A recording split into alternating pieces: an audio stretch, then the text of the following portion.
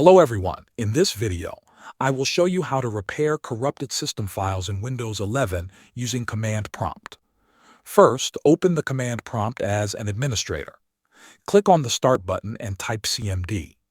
In the search results, right-click on command prompt and choose Run as administrator. If you see a user account control message, click Yes. Now we will repair the Windows system image using the DISM tool. This tool checks the Windows image for problems and downloads clean files if something is damaged. In the command prompt window, type the following command exactly as shown and then press Enter.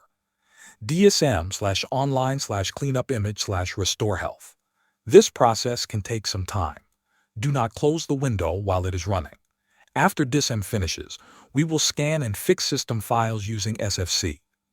This tool checks all protected Windows files and replaces corrupted ones.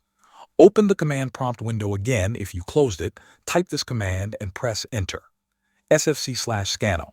Again, wait for the scan to finish. This may take several minutes depending on your system speed. Finally, restart your computer. Thanks for watching.